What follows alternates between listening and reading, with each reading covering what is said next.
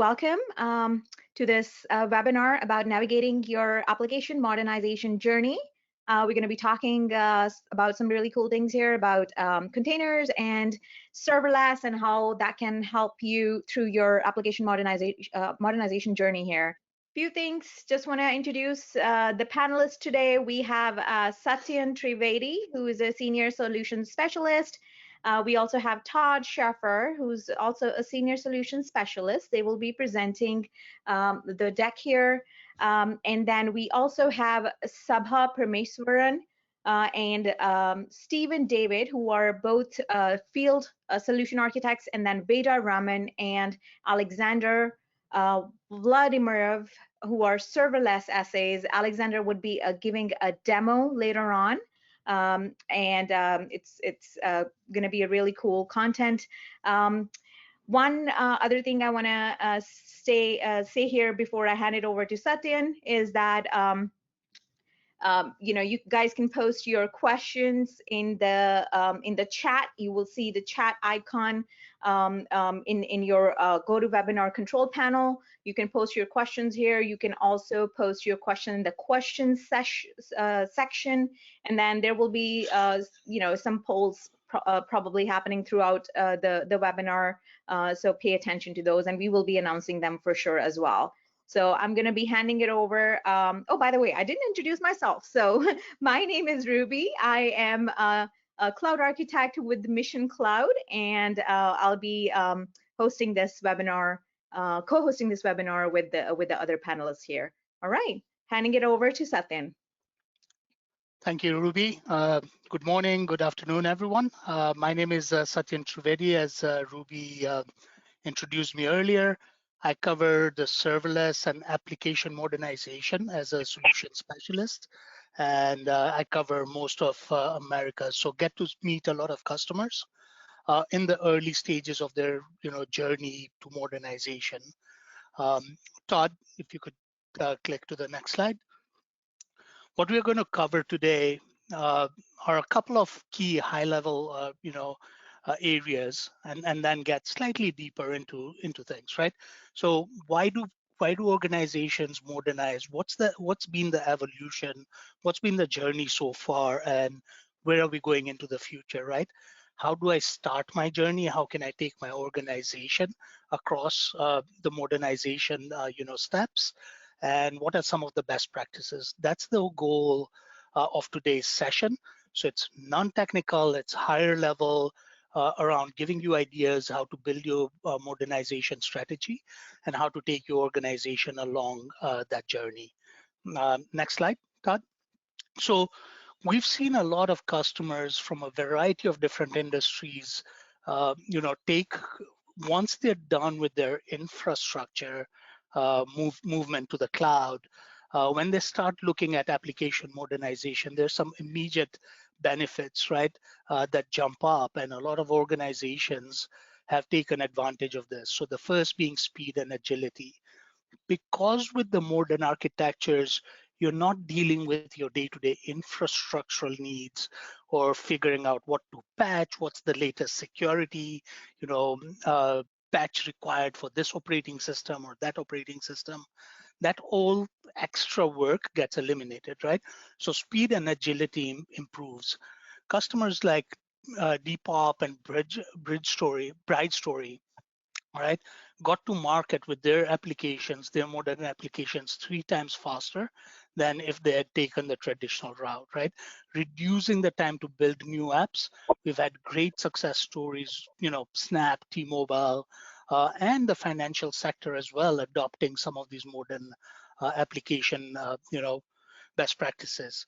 Security and operational resiliency, that's natively built into our serverless and containers world. So that's something that you don't have to think through as an afterthought once you've built your applications, right? So strengthening resiliency starts from day one as you modernize, because that's built, it's ground up, built into the services, right? So Vanguard, big example, Ancestry, Fender. These are customers that have taken advantage and realized real great, operational efficiency, resiliency, and security.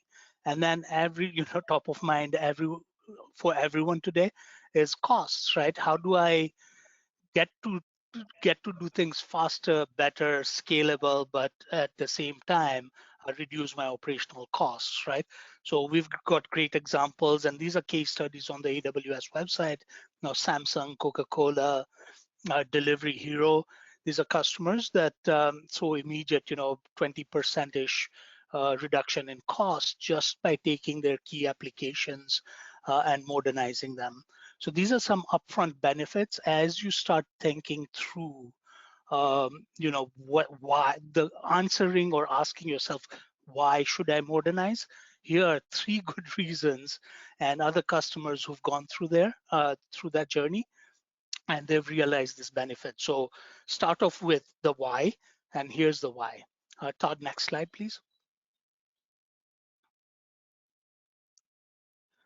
All right. So as we speak to customers on a day-to-day basis, we've come through a journey of, multiple years.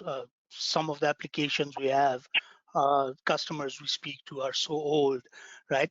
A couple of things come up every time we have discussions, right? Developers spend, 80% of their time tinkering with infrastructure, patching servers, keeping the lights on, right? 20% is the innovation cycle. So as we speak to customers, we find a couple of trends, right? First, it takes so long to get, if I'm building an app and it's, on-prem or in a cloud, just building that infrastructure groundwork takes weeks, right? Software is manually deployed. If there's any one team within our whole dev team that's delayed, then my whole project goes back. So the whole CI/CD pipeline or innovation slows down. Security, it's ad hoc. Sometimes our CISO comes in or our security analysts come in and poke holes in our software. That's another big problem. So we have to go back to the drawing board, you know, with visibility into, okay, our app is running, but now what do I measure it against? Are we doing it well? And it's, all the tooling is inconsistent. These are some key trends we've seen across. And as you modernize and you automate a lot of the backend stuff, the provisioning infrastructure, you can do infrastructure as code out there, software delivery, your CI/CD pipelines can be automated. Security best practices are built into the whole architecture as you start thinking of modernizing, right? And then you're standardizing on tools and best practices. I've worked with a customer with over 200 separate dev teams, all right? And it turns into a nightmare if everyone's going to use their own tool set. So bringing in that standardization as you modernize, right, becomes very critical for your success as well. So these are some of the tools that and best practices we provide as you take your modernization journey. Todd, next slide. So where have we come from and where are we heading, right? So the compute concept, right, has evolved drastically over the years, right? We were, if you remember, we were in the mainframe world, then we came to client server, then it was servers, then we moved to virtualization. From virtualization, as people started adopting cloud, containers became a concept, right? So the whole compute paradigm has shifted drastically over years. And serverless is that destination, right?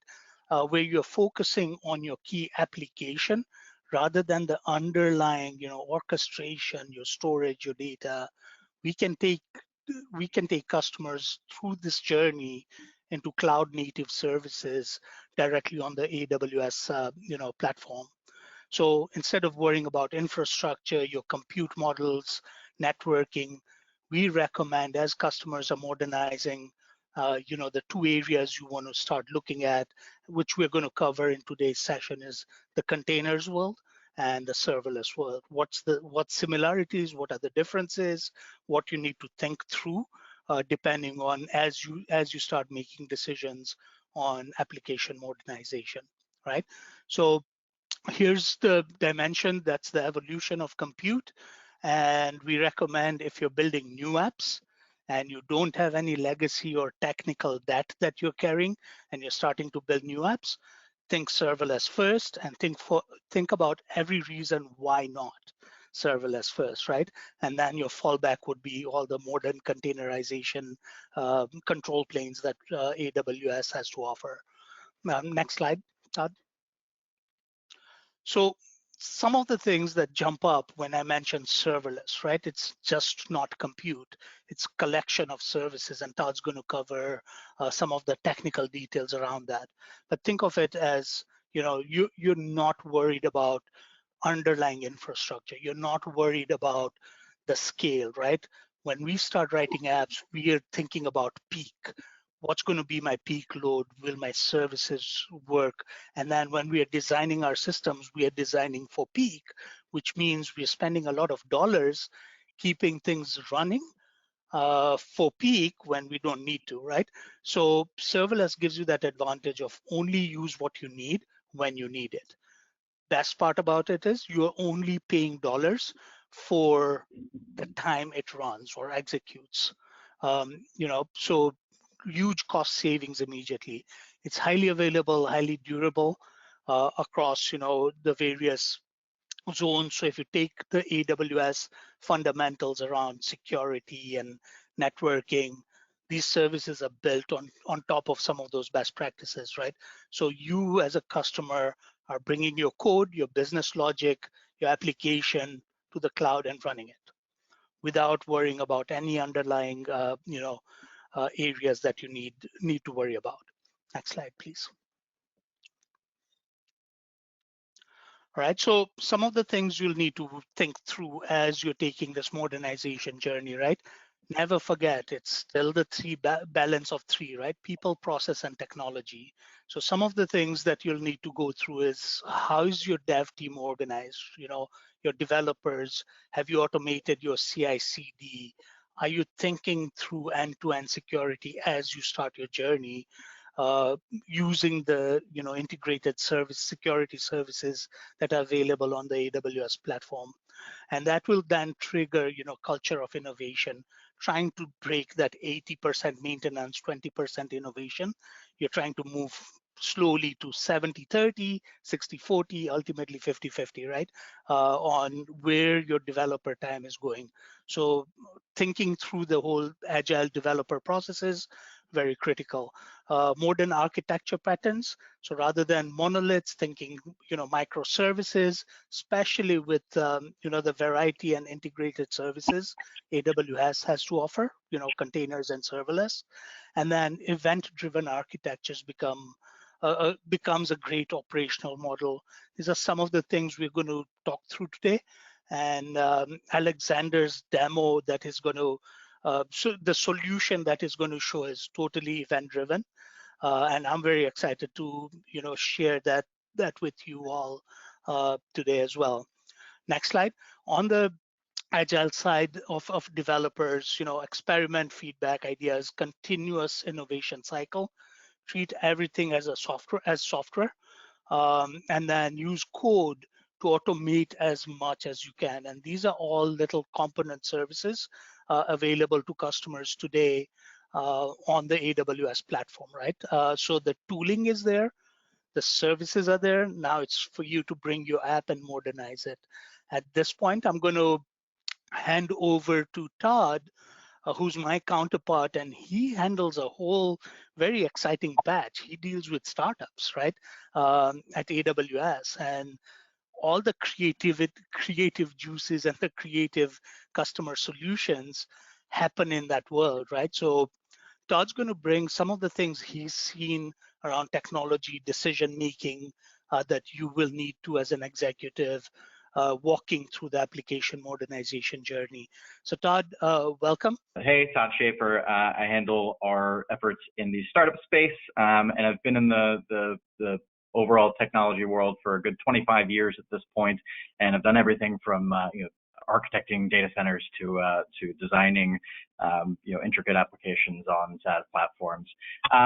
And so when you're in a position where you're managing an application, you're managing a business that's reliant on these applications, you really have to ask yourself, how much do you want to manage? And there's kind of a lot of things that happen within technology organizations where we work on what's cool, we work on what's what's fun and things of that nature. But at the end of the day, we're really paid to drive results.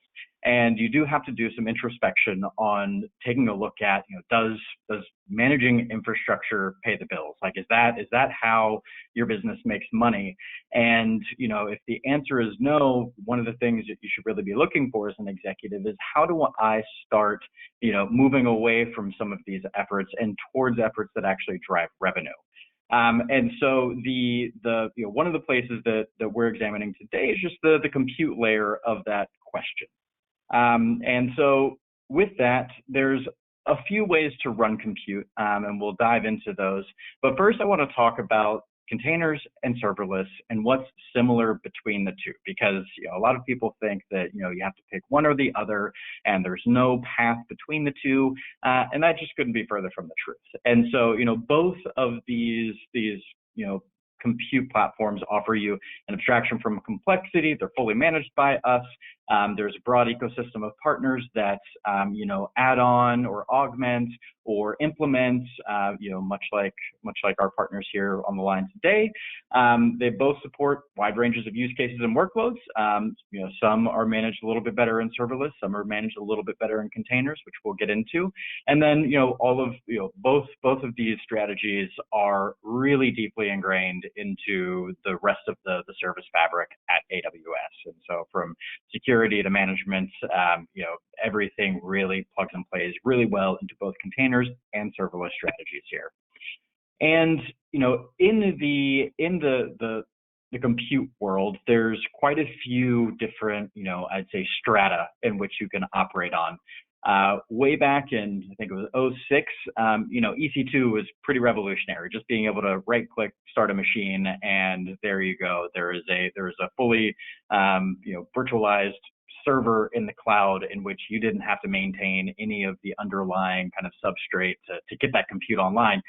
It was awesome. I was around and using it back then, and it was one of the coolest things. And I think it was kind of that aha moment that led me to working here for the past 4 years. But then containers came around, and that was kind of the next iteration. And whether it's Kubernetes or ECS, making sure that some sort of containerization was in effect was kind of the next logical move from running an application maybe in a 3-tier architecture on 3 EC2 instances.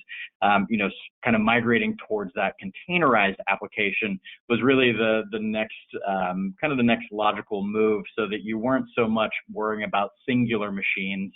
And you may have heard the term cattle not pets in the infrastructure world, where you shouldn't really be caring about so much of singular configurations of singular machines.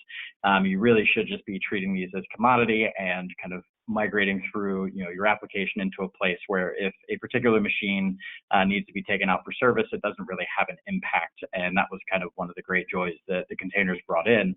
But moving kind of up the stack, and with each move up the stack, really what you're doing is you're absolving yourself of certain responsibilities. And if you've been to any other prior AWS talks, or you're operating in AWS infrastructure today, you know that there's that shared responsibility model that we love to refer to so much. And this is kind of a different permutation of that. And so moving into the Fargate and Lambda functions, really what we're talking about here is really just kind of worrying about code. You're not even worrying about cluster management or things of that nature, and you're really just kind of trying to focus on what is the business logic that we're trying to operate, and then we're going to leave the rest of that to AWS. So, in the case of Lambda, if you have Lambda functions that are out there, and all of a sudden millions of requests start coming in, that's going to automatically scale to handle all of those. Sure, there's some asterisks and things of that nature in that comment once you dive into the details, but really, we have some customers that have as little as 2 developers that are running very, very large implementations of Lambda, and they're kind of their saving grace is that they're not really focusing on the operations, they're just focusing on the application itself. And so I'm getting Slack notifications on my phone, so let me make sure it's not about this presentation.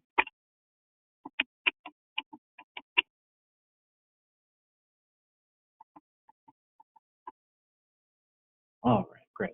And so why customers choose containers? It came out first. It's been around for a while. There's comfort there. There's talent out in the field that you can hire that's had experience around containers.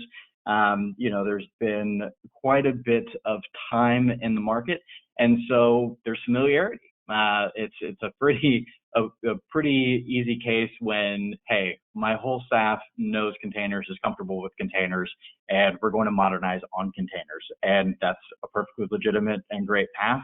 Another element of that is that there's portability and community support.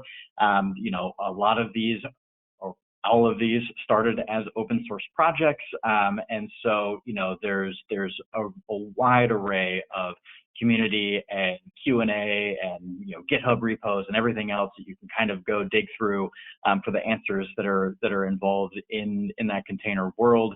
And then if you have some really specific requirements where getting in and dealing with the knobs and dials of a particular implementation to satisfy a certain workload, once you're managing your own container infrastructure, you really have a lot of that granular control, and you're not so much maybe engineering your back pressure or worrying about certain elements that would be required for your serverless implementation. And so back to that question, does managing infrastructure add value to your business? There's two kind of paths, as you saw in the earlier slides, where we're really talking about managing tasks or functions in Lambda or Fargate. And so really what we're looking for here is the highest abstraction away from all of the infrastructure management, the lowest infrastructure management, and the lowest TCO for new apps. And when we talk about TCO, there's a number of times that I'll be speaking to customers and they'll say, well, it'll be a little more expensive if we run it on Fargate or Lambda. And my first response is that's probably absolutely true. Without taking a look at the application, some broad swath things are applicable, and you may end up paying a little bit more for running it on Fargate or Lambda. However, you won't be focusing on having somebody dedicated to running your containers at that point. And the kind of the other side of the slide here, EKS. It's open source. Kubernetes has been around for a long time. It's developed by dear friends out there in the community, and it's less abstracted. There's specific requirements. If you have them, you're going to need to stay on Kubernetes. If you have that comfort, if you're familiar with K8s and all that stuff, it's probably going to be a little bit of a jump for you to go to ECS, Fargate, or Lambda. But we're going to get into the next slides, which kind of dive into it's not an either or, it can be an and conversation.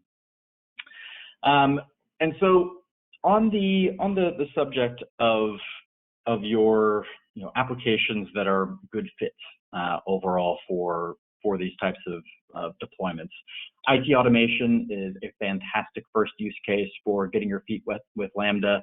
If there's certain events that happen in your infrastructure, let's say that something lands in an S3 bucket and you want to move it to a different S3 bucket, just really rote, copy operation or something like that. A first great use case would be to start experimenting with Lambda there. Kind of moving a little bit further up the stack is data processing. So we see a lot of ETL when it comes down to our containers and Lambda infrastructure. And so this could be any time that you're taking data from a third party and you're kind of pushing it through a pipeline of massaging that data and getting that data into a different format for consumption downstream, and then moving a little bit further into kind of the advanced topics is event-driven architectures. And so this is a place where, let's say that you have partners that are API-based, whether that be Salesforce or Airbnb or anything else, and you want to react to events that are happening on another platform, and you don't want to run a ton of infrastructure just to kind of await an event happening. What we'll see is folks start constructing event-driven architectures that simply respond to events as they come through these different chains. And then, of course, one of the most popular implementations around is just web applications in general. I remember back in the day when you had to run your Apache MySQL LAMP stack And that was the only way to get a website online. Nowadays you can pretty much respond in a React app across, three different, two different predominant phone types, your web interface and everything else, and you're just running a simple kind of cross-platform front end. And then finally, machine learning. For those of you that aren't doing machine learning today, highly recommend you take a look at what the folks over at the SageMaker team are doing. But there's a lot of stuff that happens before that data reaches maybe the algorithms where you're trying to race a car around a track, or if you're familiar with the Deep Racer project, or if you're trying to kind of massage that data, earlier in the slide here in the data processing, to make sure that the data is clean so that machine learning algorithms are in fact operating off of the data that's necessary to drive that model forward. And ultimately, serverless apps are much more than just the compute. So although we're speaking about Lambda, Fargate, ECS, EKS, all of that stuff, there's a lot that's available from Amazon Web Services that is also serverless and has a lot of the same benefits. And that could be S3, Aurora, Dynamo, API Gateway, SQS, SNS, Step Functions, Kinesis, AppSync, EventBridge. All of these are tied together in different ways in order to achieve business outcomes. So, one example would be if you had customers that were uploading videos to your site, that would be a quick API gateway handoff to an S3 bucket. And then when the S3 bucket had the file completely uploaded, Lambda would then fire an event that would pull the metadata out of that particular video, put that into a DynamoDB table, and then you would kind of pick off of the queues of the DynamoDB table and feed that through maybe an SQS queue to be processed further down the line and rope back to that S3 bucket and kind of grab and pull that through. And so, the ways that you tie these together are pretty infinite. And we have very directed advice on numerous workloads and kind of how to architect those, and we'll get into a little bit of that later. But really, the whole point of this is just to keep in mind that although we're speaking about compute today, there are a ton of integration and data store options for kind of stitching all of this together. And that brings us to the point of application integration as the connective tissue for modern apps. And a nice quote from Gregor Hope, enterprise strategist here at AWS.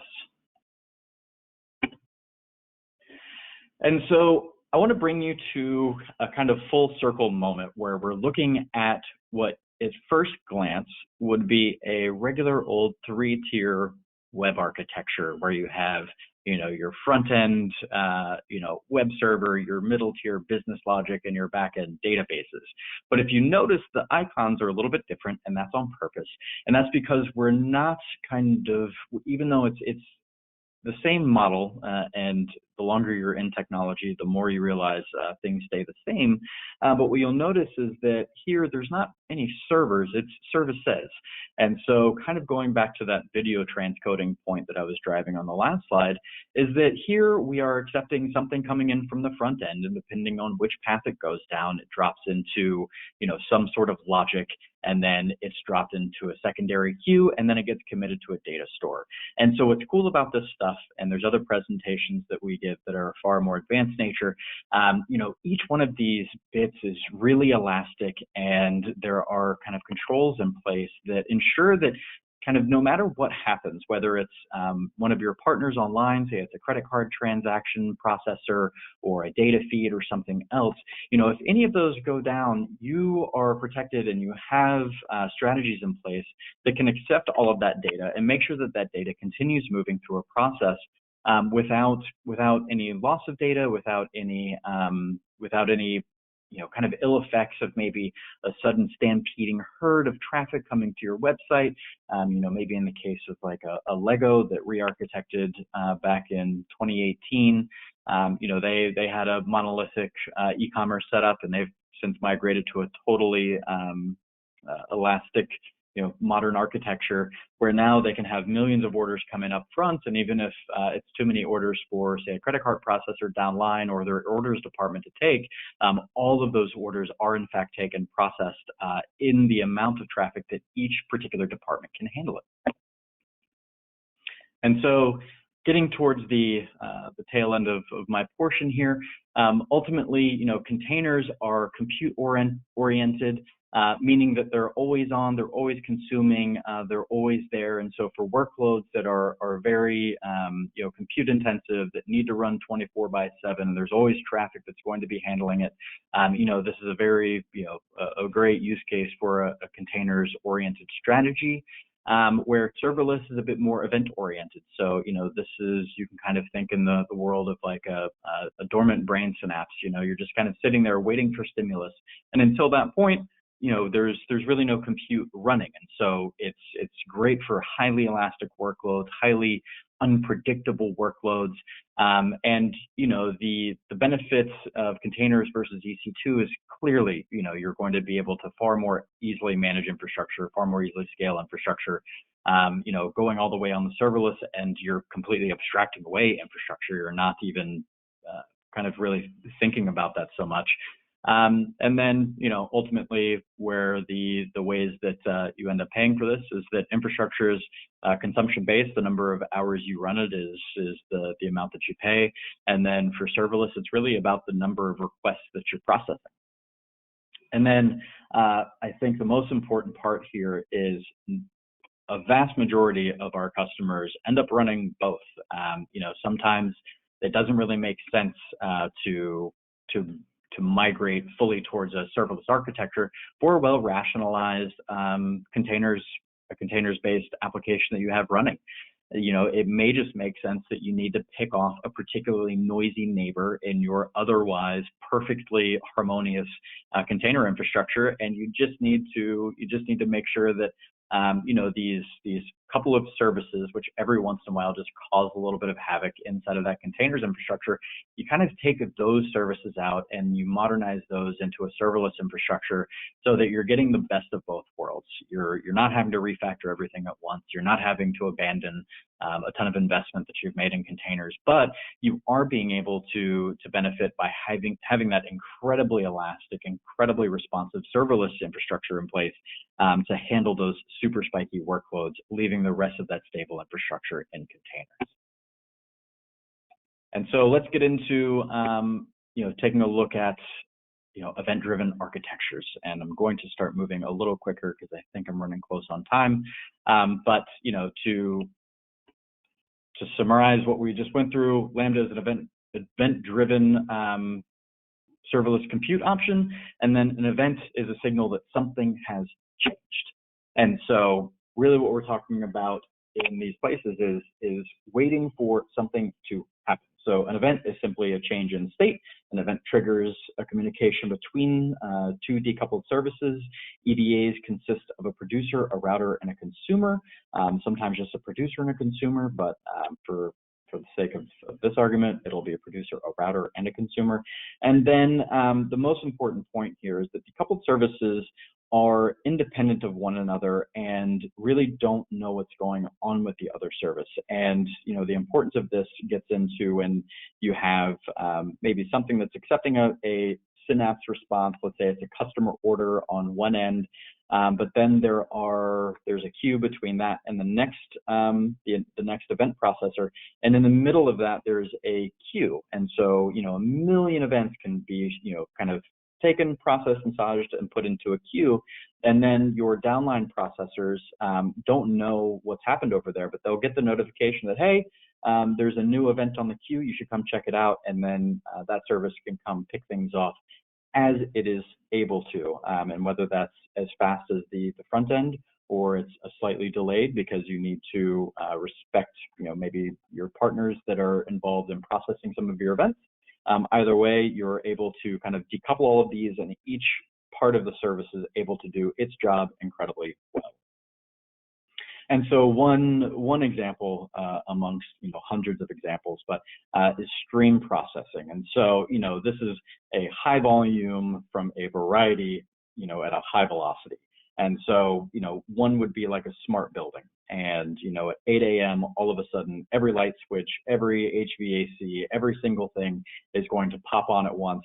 And you're going to have this flood of traffic, and then more or less the data is going to stay somewhat the same throughout the day because everybody's there, offices are occupied, everything. And then there's going to be a second flood when everybody leaves the building and all of the sensors say, hey, there's no motion, there's nobody pressing the light bulb, or light switches rather, and all of a sudden you're going to have a pretty dormant, set of activity overnight. Others are, mobile apps. So, we work with a variety of gaming companies where, all of the player matching is kind of happening in a serverless architecture. And so it's looking at, the millions of people that are playing a particular game, and it's looking at your relative skill sets, and it's trying to make these matches as quickly as possible between, similar skill sets. And so, it's a ton of data coming very quickly.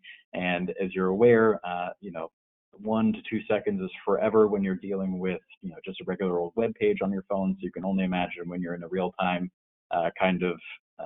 real-time type of situation in the game, a second is eternity. So I'm not going to spend more time on that. And then Satyan, I believe we're back to you, sir.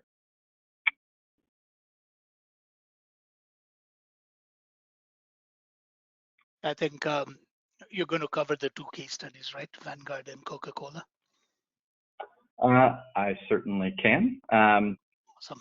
So here are 2 case studies, one for containers, one for serverless, this one for Vanguard. They had a very large application portfolio, and they really understood at a deep level that they had to, not modernize or die, but certainly modernize or suffer. And in that, they went with a combination of ECS and Fargate, but mainly because it was backwards compatible. That was one of the primary things that they needed to do, was to not, disrupt what was going on today, and but still benefit from the efforts of modernization. There is a full case study available, which I'm sure we can find the links to and put in the chat. But the goal here was just to take a brownfield, which is what most of our customers are operating. There are very few outside of startup, which I'm so privileged to operate in, that have the benefit of kind of greenfield, green sky or blue sky development. And you're stuck between a classic infrastructure that you must operate, applications that are indeed mission critical, they're making money, they're doing what they need to do. And it's better to kind of take a, if it's not broken, don't fix it approach. But you still need the benefits of modernization. You still need the benefits of that agility and scale and everything else. And so this was their task. The next case study is Coca-Cola Freestyle, which is a lot of fun because my SA partner in startup actually helped with this project. But what's really cool about this is this was actually a early pandemic project, and they got this out, I think it was 90 days from inception to deployment. They were able to deploy this Coca-Cola Freestyle application to, I forget how many tens of thousands of machines that are out there in the wild. And if you have kids, you know the joy that these machines bring, because you can select any combination of cherry Sprite or vanilla cola or any of the millions of combinations there within. They're a lot of fun, but it was kind of cool to see these folks take from concept to deployment to, again, tens of thousands of machines in less than 90 days. And, they got that on the field successfully, and it's still operating today. And so, for them, it was less an operational or, kind of a infrastructure kind of offloading perspective. And for them, it was really about an application deployment and time to market effort that they were pushing. And so now, Satyan, I believe it is off to you. Yeah, perfect. Thank you, Todd. That was a great presentation. So every time we get to this point, our customers like, okay, good. Where do we start? And what steps do we need to take, right? So work with, the end goal in mind. What are you trying to achieve? Building a new app, migrating a new, an old app, breaking a monolith to microservices, build the business case around that, either speed, agility, the top three things, or I want to run this super scalable app in the cloud, but I want it running at a very affordable cost as a cloud native solution. So that builds the business case. And as you look through your application portfolio, right, different sizes of organizations have different amounts of applications that they need to. Some customers know what they're doing with their full application portfolio. Others may need help. And at that point, getting a workload assessment done. And that's something that with Mission Cloud today, we're going to offer complimentary workload assessment just to understand your application portfolio. You're going to retire some apps. You're going to move certain apps to SaaS services. Majority of your apps are going to be lift and shift to the cloud, with containers. Then you're thinking through re-platforming and refactoring some of those, right? As you're building new apps, then you're going with serverless first kind of mindset, right? For anything new, anything old you're bringing through, you'll need to make a decision. So make sure you understand your applications. What can you get rid of? What are you going to modernize? It's a journey. It's not going to happen in a day. It's so you need to think through and plan accordingly, right? Create a small team, tiger team of stakeholders from various teams in your organization that are going to champion this, app modernization, both containers and serverless as the next world.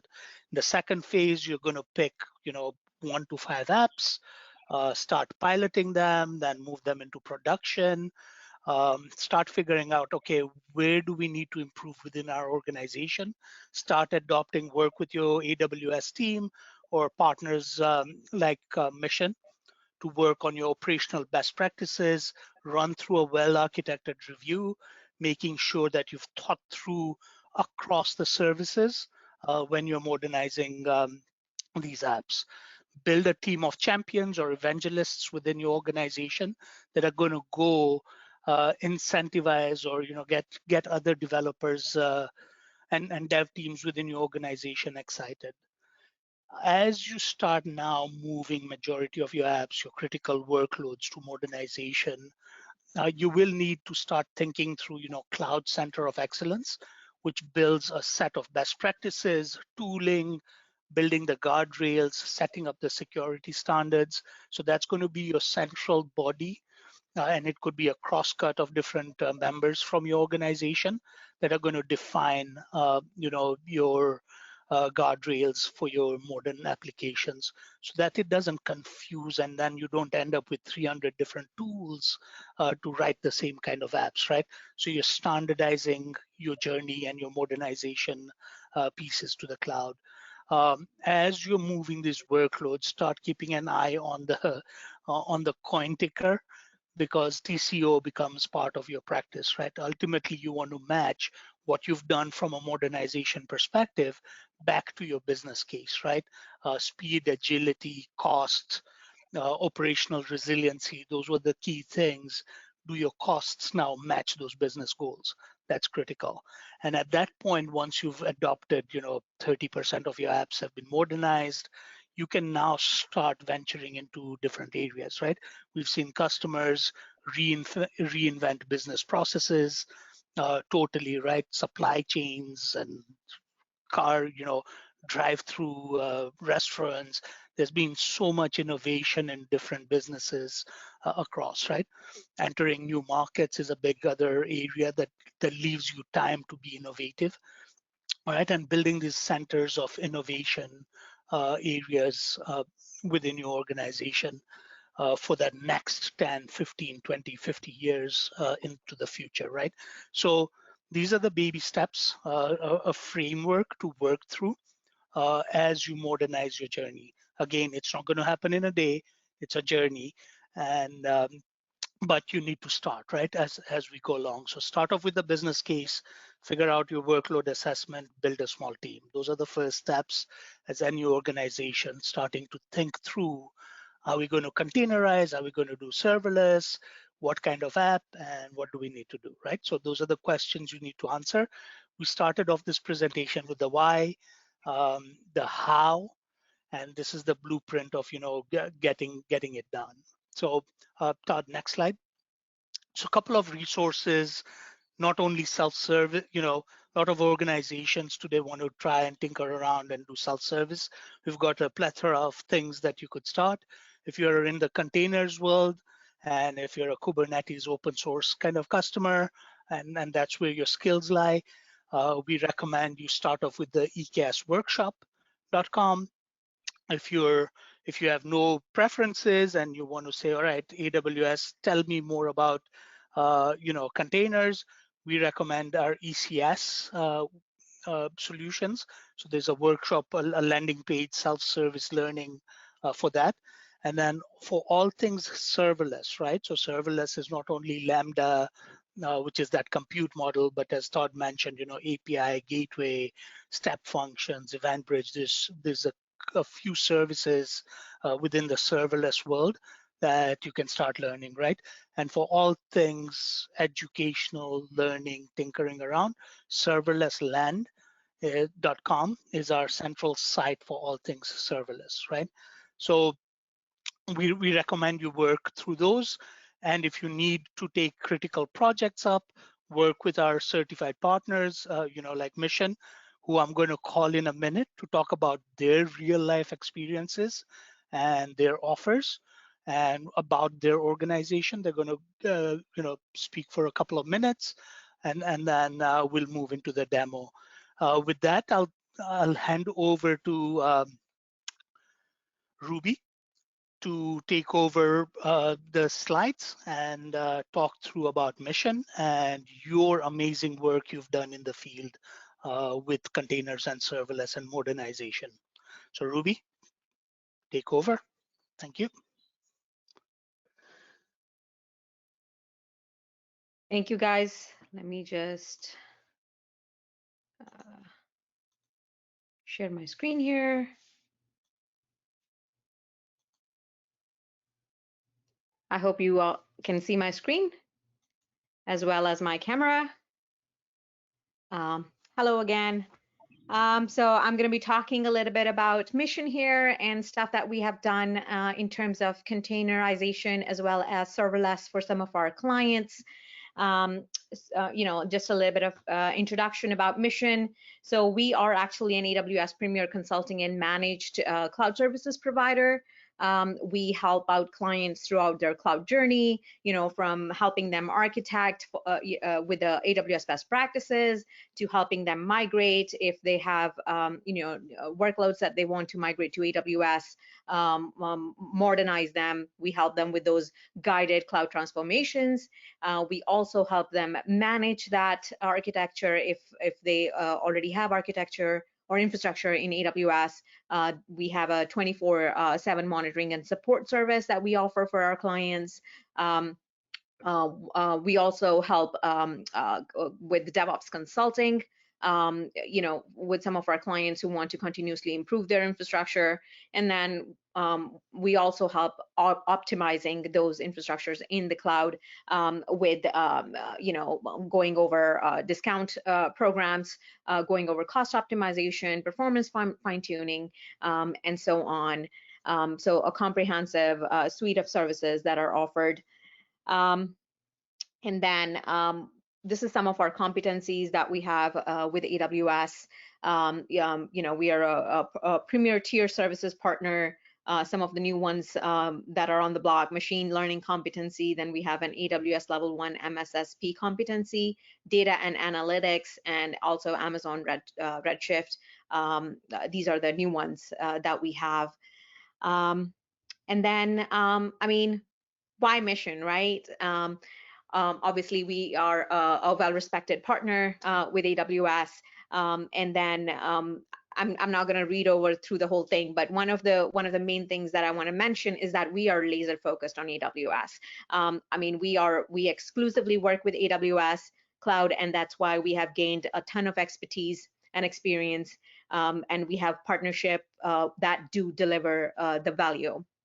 Among our 100 plus engineers, we have about 150 AWS certifications. We have about 400 happy customers, and our continuous engagement with the customers do help us deliver the service that they are looking for throughout their cloud journey.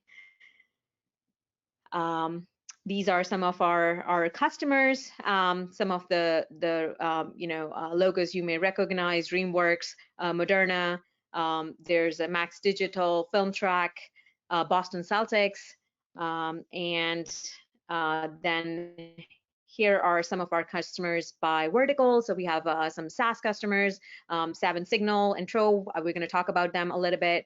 And then we have some healthcare clients, and then also in media and entertainment.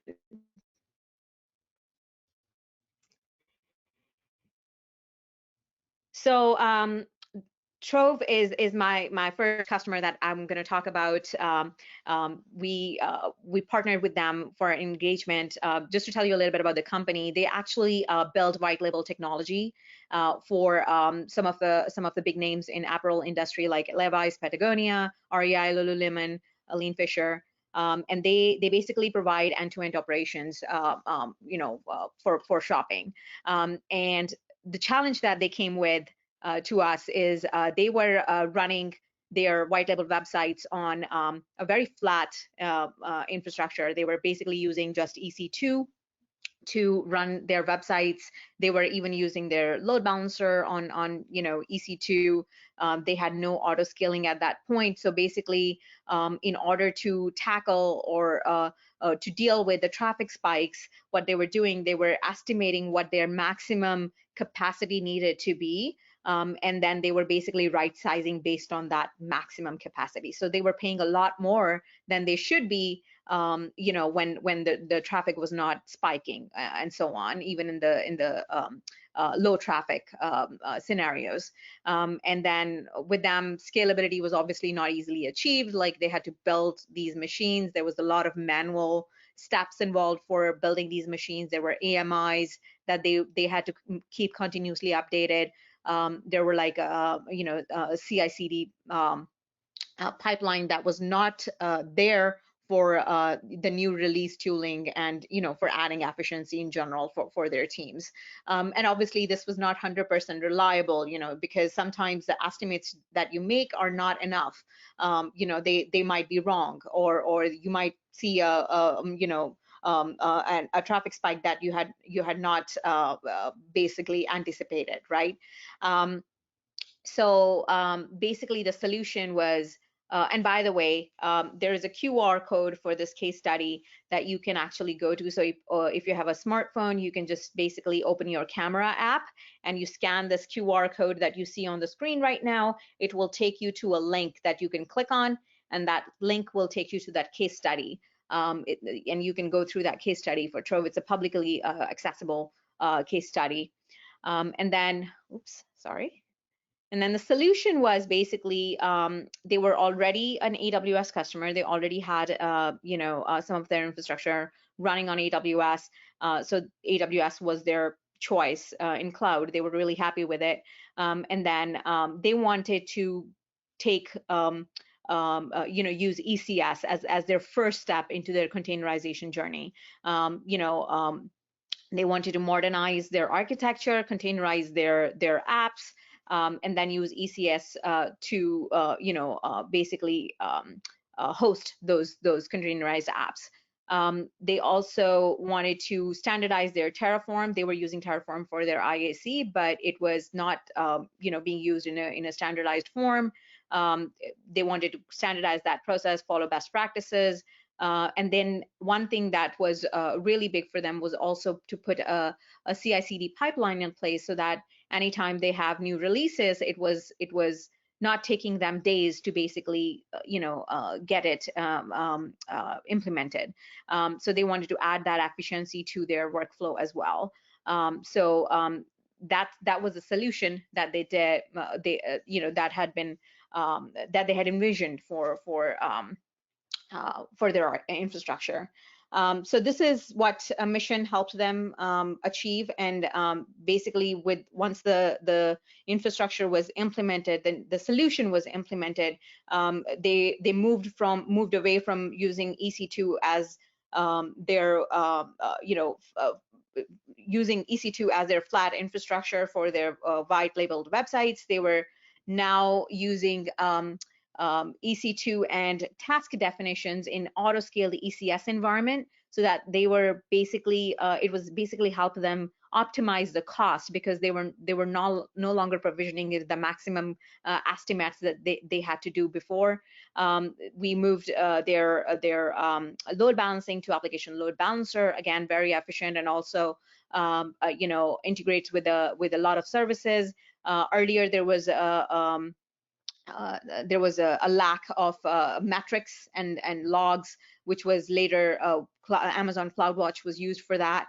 And then also they moved from using RDS and used Amazon Aurora. They were using MySQL RDS at the point, and then they moved on to Aurora to have a more sort of robust service there, and also utilize SQS and Elasticache in the infrastructure. The benefits that they saw out of this was, cost savings right away, because now the auto scaling was in place. They were scaling in and scaling out as needed only. There was also an increased uptime because of just the way any updates were handled. There was an automated workflow for new releases, and Terraform was used in a more standardized approach to provision all this infrastructure, and then obviously added scalability and reliability. All right.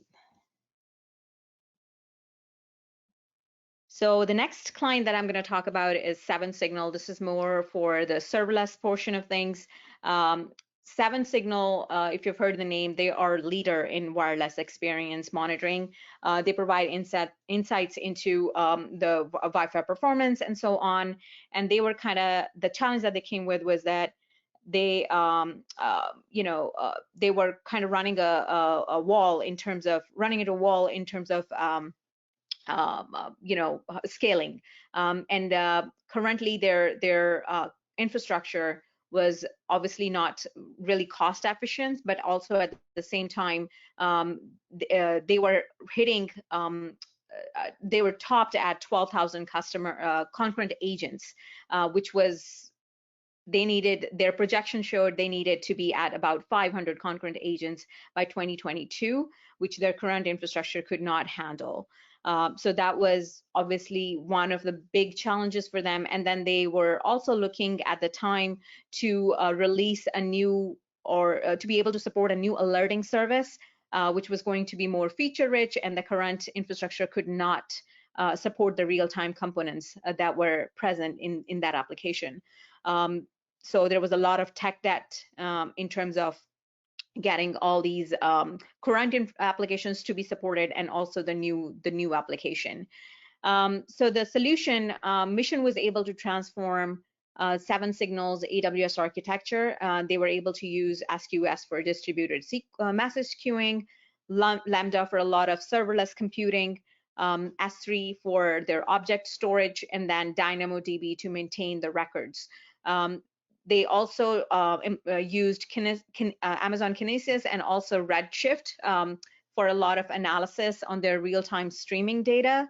The messages were processed most of the time in a serverless environment using step functions. And again, this case study is available to you guys if you go to that link by opening the camera app on your phone. And by the way, if you are not able to get to the case study using your QR code, let us know. We can also, I'm sure we can find the links and post them in the chat at some point. And then the results that they got, they, after implementing this new infrastructure, they had a fully scalable and performant architecture. They were able to support their new alerting application, which had a lot of real-time components.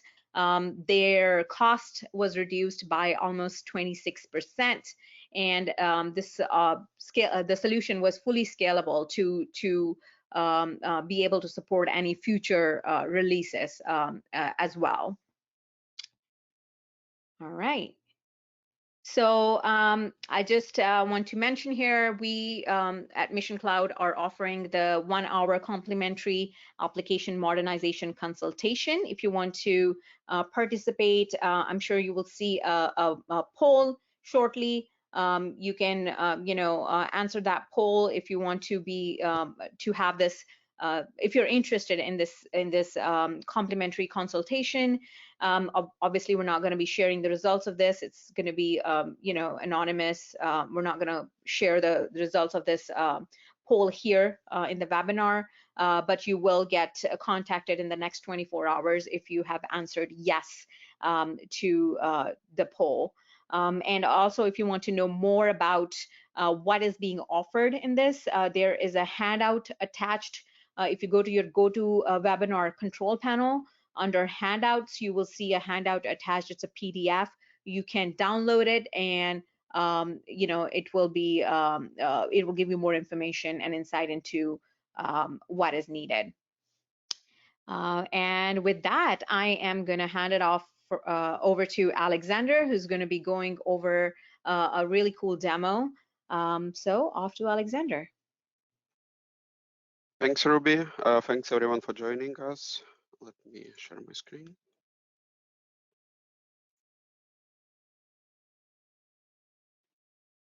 Okay. So what I want to show you today is just a small example of event-driven architecture. When I meet with customers, they often have the same question. How can be sure that our infrastructure is ready to support spike in traffic? It may be a sales event, it may be some marketing campaign they started, maybe they planning to onboard a lot of customers at the same time. And it's not easy to answer because every one of them are using different approach for their architecture.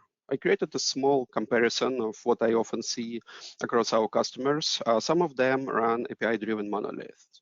And this is probably the hardest one to scale because you cannot scale separate parts of your solution independently. Also, it's not very easy to handle traffic without over-provisioning. Even if they know that they're planning marketing campaign, they can use auto-scaling, they can use other approaches to make their solution ready. But especially for high volume workloads, they still may hit technology limits where, for example, the relational database cannot scale further.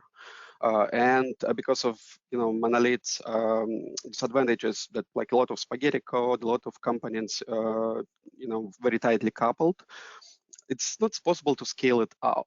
So this is probably the worst case scenario. There is still a lot of ways how AWS can help with such issues, but definitely not the best way of architecting your solution. Many customers are using API-driven microservices where they can scale their solution pretty well. They can scale those components independently. They can handle spikes in traffic if they use serverless stack, which can support burst and give you capacity as soon as you need it. Or they can over-provision a bit just to be sure that they have enough resources available. Still, both of those approaches, monoliths and API-driven microservices, they have one biggest challenge. They process all requests synchronously.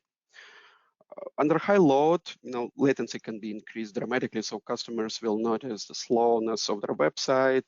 They will not be able to interact with it easily, and sometimes they may start getting timeouts because your system just cannot handle all those requests, and it takes long period of time to process them, maybe like more than 30 seconds. As the result, you'll start getting timeouts, you will get errors everywhere, and definitely not the best experience overall. What my colleagues shared with you today, there are another way to make your solution more resilient.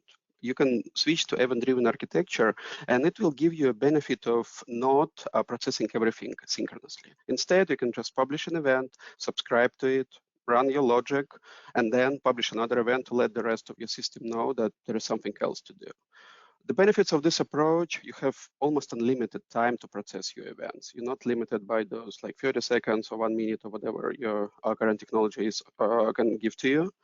Also, you can control the pace with which you process those events. For example, when you receive millions of orders, you don't have to process all of them right away. Instead, you can process like 1,000 orders in parallel, or tens of thousands. Doesn't matter, it will take a bit longer for you to process all those events, but you will not lose any data, you will not get any errors, and all your orders eventually will get processed and delivered to your customers. So that's the main idea behind event-driven architecture, and I want to show you a simple demo that I created to demonstrate how this approach might work. But you can see on the screen, I have 5 microservices. I have checkout service that supports my customer store where they can order products. I have order service that processes those orders. It reserve inventory, it processes payments, and then it generates shipments. And there may be more than one shipment for the order, depending how many warehouses are used to reserve those products. I have fulfillment service that processes those shipments and generates pick lists that later send to warehouse service, which will let warehouse worker know which kind of products they need to pack and ship to the customer.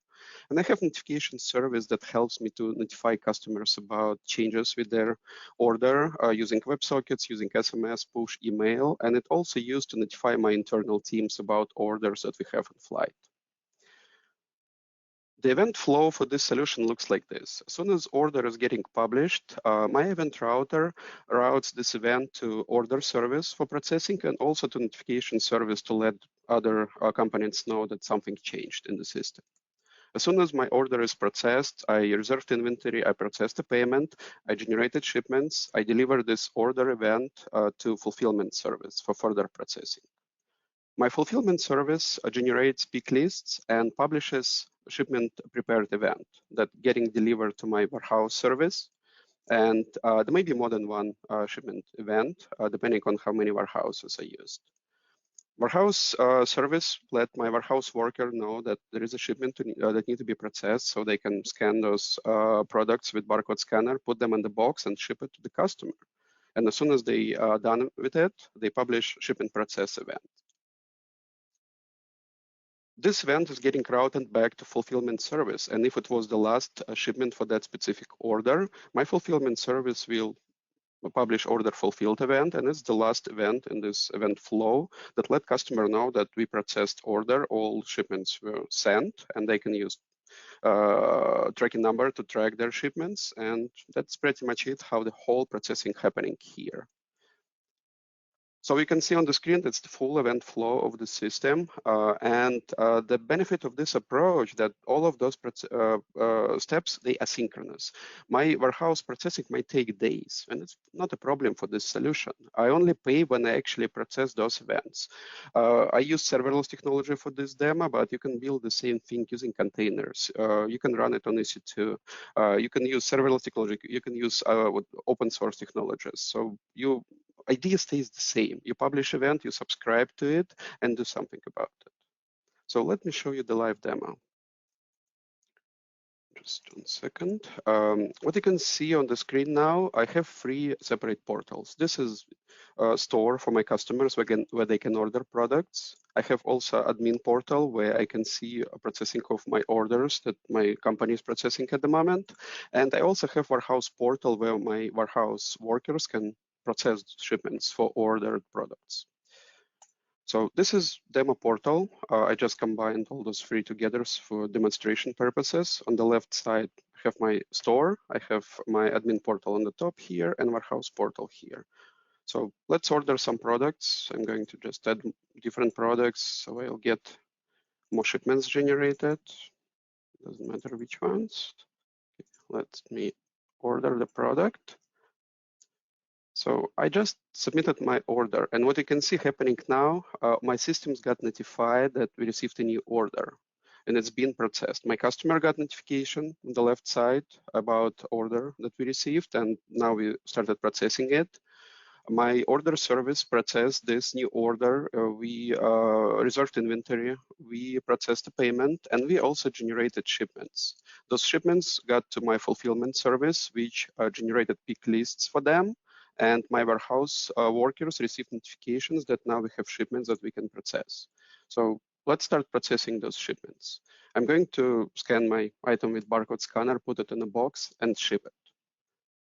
As soon as I did it, you can see that my status for shipments changed. Order still in process because I have 2 more shipments to process, and my customer received notification that part of the order was shipped to them, so they can go to the portal and look at tracking number and start waiting for this product to be delivered to them.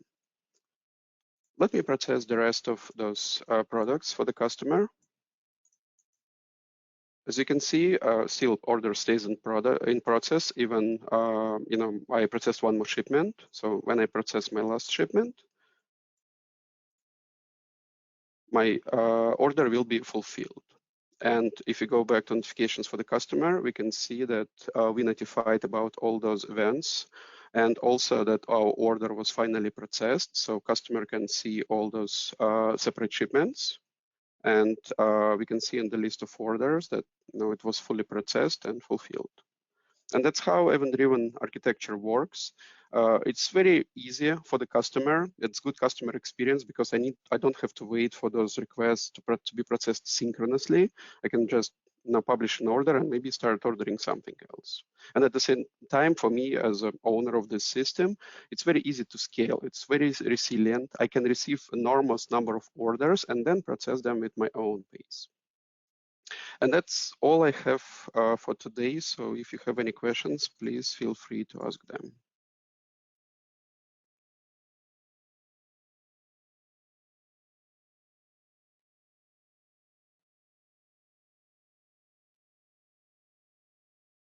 All right, guys. I believe I'm just looking over in the chat to see if there are any further questions. We saw a couple of questions, but I believe they have been answered. Let me just. So one of the question was, can we use containers instead of Lambda? And I mean, if for those of you who haven't seen the question in the chat, basically containers can be used in conjunction with Lambda in your application. The decision to use containers or Lambda depends on your use case, the kind of traffic expected, how much infrastructure you want to manage, etc. So that was the answer for that question. If you guys have any other questions, I see another one here, which is how can this solution handle a spike in traffic, for example, a sales event? Yes, I can answer those questions. So regarding to using containers and Lambda, yes, it's actually not a bad idea to do. Like in my example here, I use Lambda for checkout service, and it's actually working very fast. But sometimes you want it even faster than that. And Lambda may give you some cold start, depending on technology that you use, depending on the programming language, or if you use server-side rendering, for example, it might be better to use like container, maybe Fargate, or maybe you run it on EKS. So your customers will get better store experience, but as soon as you publish your order, you can process them with Lambda. That hybrid approach is also a pretty good idea, and some customers are using it very successfully. And regarding to second question, how this solution can handle spike in traffic, the main idea here that your logic on kind of customer side should be very simple. When you receive your order, you don't do processing on this side. All you do, you publish your event, and then your order is getting in your asynchronous processing pipeline. For simplicity, I showed it as direct connection here, but in real application, you usually have queue involved in between of those two components. So when you receive huge number of orders, maybe millions of orders, instead of processing them right away, you actually store them temporarily in the queue, and then you can control with which pace you want to process those orders. So if you have really huge spike of traffic, your system will not be overwhelmed. You will eventually process all those orders, no data will be lost. And even if your system is not available for a period of time because of maintenance or some other reasons, your orders will not disappear. They will wait in the queue until your system is up and running, and then you will process them when your system is ready to do so. Any other questions? Any other questions you can post in the chat. So everyone, there is the mission website is posted in the chat. If you guys want to contact us later for other consultations, or if you want to take the benefit of this 1-hour complimentary application modernization consultation. And with that, I want to thank all the panelists. Thank you. This was some great content. And thank you everyone for attending, for taking the time to attend this webinar. Thank you so much, and have yourself a great day.